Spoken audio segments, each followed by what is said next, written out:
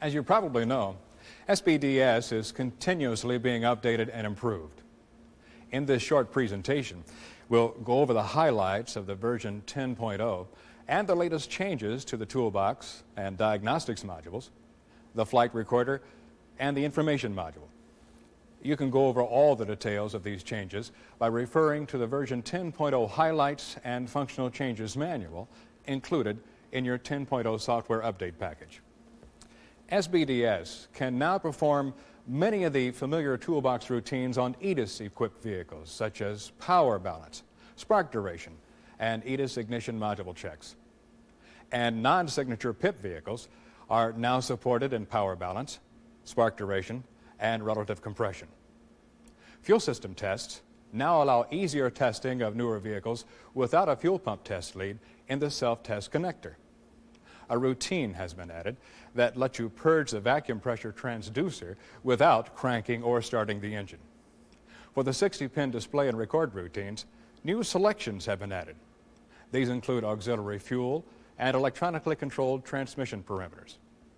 A histogram now lets you review DCL data in a bar graph format. A capture button allows you to review 10 seconds of stored data, one record at a time. The histogram can monitor up to 19 parameters at once and is available in all 3 monitor record tools. The pendant display and DCL monitor record now duplicates the pendant display during 60-pin monitor record operation. There are now 8 parameters available for viewing on the pendant display. The ability to customize recording has not been changed. The customer flight recorder hardware must be updated to operate with the 10.0 revisions, and complete update instructions are included in the 10.0 software package. Operation of the information module remains the same. However, new information like TSVs, recalls, EVTMs, and other information have been added. Refer to the SBDS coverage chart for a complete listing. In addition, the 1992H manual will be added in early 1992. The user guide in the information module has been updated to the 10.0 level to keep you up to date on the changes throughout SBDS. There are also several nomenclature and acronym changes that you'll run into during your normal use of SBDS. The most noticeable are some of the DCL display parameters. You'll find a complete list of these changes under Item Description in the Tool Description section of Help. Finally, a system health check has been developed to check the status of the SBDS system and the PVA. You should perform this routine every day before you begin any SBDS operations. To run the health check, you must power down and reboot the SBDS. Then select Miscellaneous from the main menu screen when the pendant display shows Ready for Use. Full instructions for running the health check are included in your software package, along with complete information on all the other 10.0 updates we've discussed. That completes our SBDS update summary. Next, we'll go over some of the latest tech tips with Fran Treichler, SBDS National Training Specialist, and Gordy Kajowski, Service Product Development Engineer.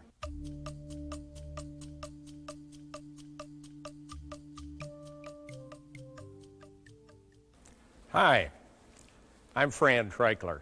I'm one of your SBDS trainers, and I'd like to spend a little time talking to you today about diagnosis strategies using the SBDS. Actually, you're not going to use any unique procedures to use SBDS. You're going to use the same common sense routines you've always used, like verify the complaint, check with OASIS, and proceed with the most logical tests, that is the easiest tests to get to the ultimate solution. If we have a vehicle with a hard fault, that is one where the MIL light is on, and the vehicle is supported by SBDS diagnostics, we might want to proceed to a diagnostic routine, and the one that's going to be most helpful for us would be to go to the symptom called emission compliance. Emission compliance will take us right through the routine, including all the test steps and the pinpoint tests using the adapters with SBDS will probably be the quickest way to the solution of the problem. For intermittent concerns, we might want to use an appropriate recording device like the PVA on 60-pin or DCL or the customer flight recorder. We want to remember when we're making recordings to drive consistently. That is, keep a steady throttle setting throughout the road test. In this graph, you'll notice that the throttle setting was consistent throughout the entire range of the graph. The RPM dip then had to be caused by something else, and it would simply be a matter of impressing other parameters onto the screen to find out which one had caused the problem. On the other hand, on this recording, the throttle was all over the place, causing the RPM and the map and the spout timing and everything else to fluctuate all over the place, making it about impossible to decide what caused the drivability concern to begin with. On other types of problems, like the no-start problem on this 91 Explorer, we'd probably proceed to Toolbox. We made the necessary connections and ran the key on engine off test.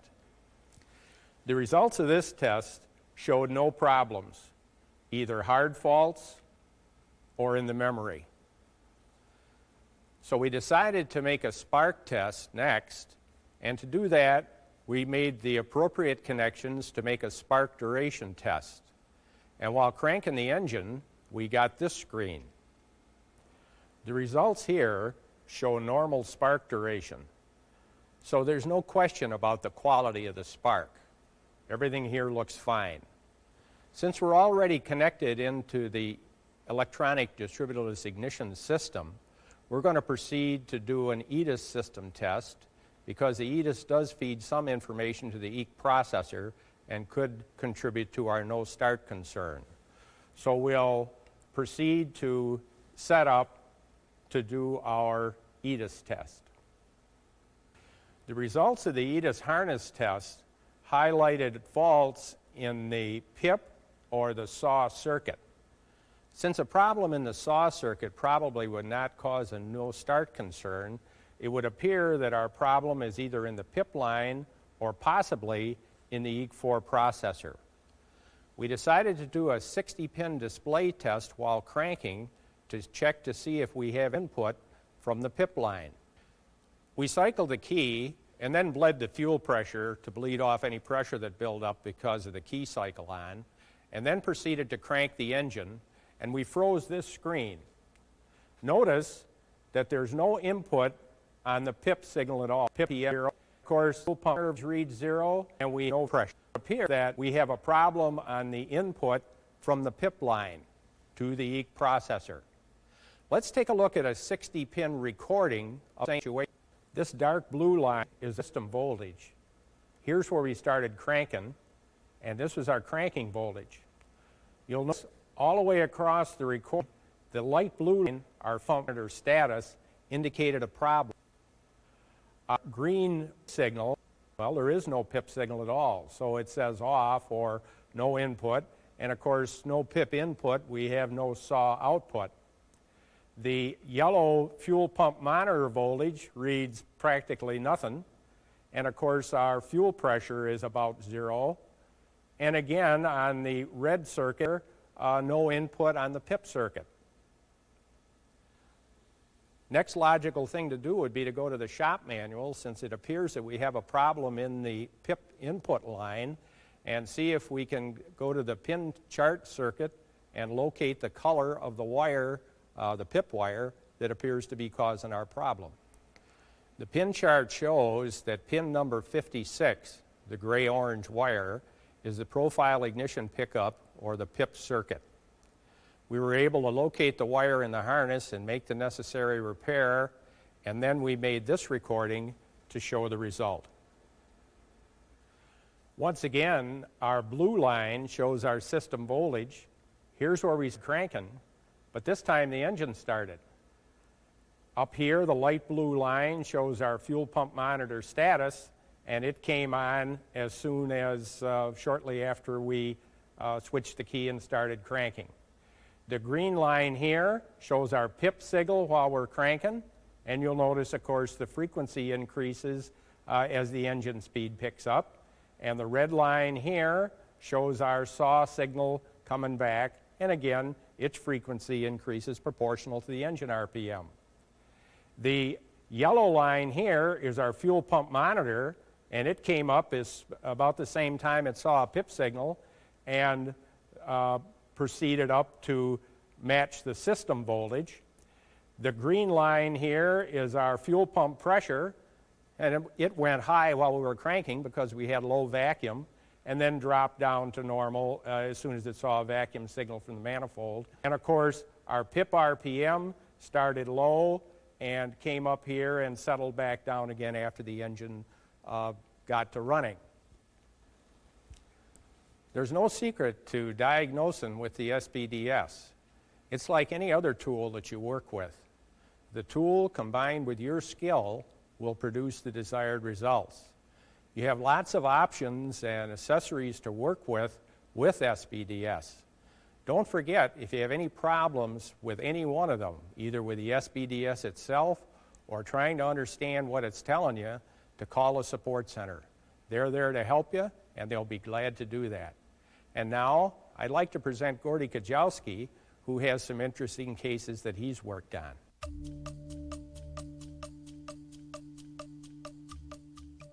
Hello, I'm Gordy Kajowski with the Service Bay Diagnostics Group. Today I'd like to take you through a couple of actual cases we'd received through the support center and resolved using the graph display. First was a 1990 Continental with an engine miss concern. Dealer had already been through all the usual diagnostics for engine miss and started throwing parts at it with plugs, wires, caps, injectors, even down to a camshaft. As you'll see on the graph shortly, there really was not an engine miss. Let me bring this up and show you what we're talking about. I'm going to highlight here in yellow the vehicle speed sensor. You notice the nice, smooth, flowing line on this vehicle speed graph display. This was after the vehicle was repaired. Just remember this smooth, flowing line on vehicle speed sensor, the yellow line. Let me go back to the vehicle before the repair, and it will be evident immediately where our concern really lies. Here's our after repair.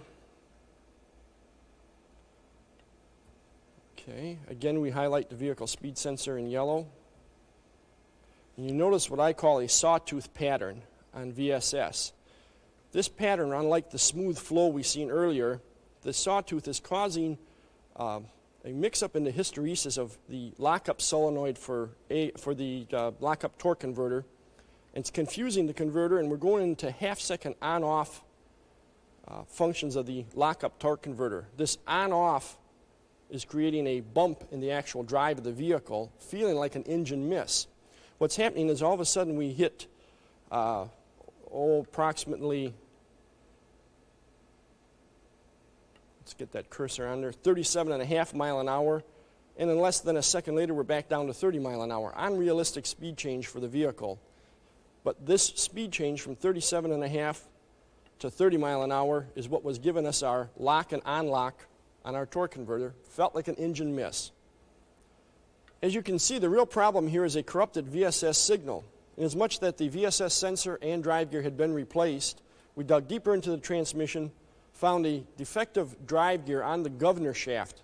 This was causing a gear backlash problem, giving us a noisy signal on the VSS line and causing the torque converter to lock and unlock in half-second intervals, giving us the feel engine miss, when in reality we had a transmission governor drive gear problem.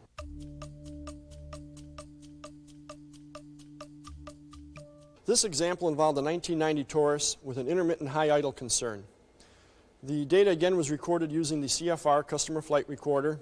Data was transmitted back down to our support center, and when we got it at our office, took a look at the data, we noticed a breakup here in the throttle position sensor signal, the yellow trace on the screen. We also noticed a TP mode along the top of the screen was at part throttle, almost through the entire trace. The only time we entered a closed throttle mode was at the time the signal was breaking up. Now the technician told us he never touched the throttle, the gas pedal on this car. It was closed throttle as far as he was concerned through the whole recording. Let's take a little closer look at this and rescale the TP signal so we can see what's happening. Let's bring our top down to about 1 volt. Bring our bottom up to about a 0.5 volt. This will give us a little better picture of the problem. And we can see our breakup in TP here. Let's zoom in on that area. Now we get a good picture of the breakup. This breakup I relate to as noise on the signal. This noise, if it was a radio, would come across as static and is interpreted as noise in the processor. But what it really does is it sets a new low limit for the throttle position sensor closed throttle point. And the only time we're now reaching closed throttle is when we're breaking up, when the sensor is actually failing. The rest of the time, let's zoom back out and get a better overall picture here. The rest of the time, we're remaining at part throttle, as our part throttle flag is indicating. You also notice by the, let's rescale back down to the original scaling. Bring this back to 0, bring this one back up to 5 volts, our normal range. Gives us a little better picture. You also notice the idle speed duty cycle right here in the light blue trace. The only time it's really anything near normal is during the breakup of the signal. The rest of the time, we have a rather high idle speed duty cycle. This is the result of the dash pot function of the electronics. Whenever you're in part throttle, it's preparing to go to a closed throttle to bring you down easy, do a dash pot function similar to the old carburetors, but while we're in this dash pot, our idle hangs up high. The culprit here in reality was a defective TP sensor. It was sent back to Dearborn for analysis in the electronics group, and the failure mode analyzed is a noise at the substrate in the TP sensor.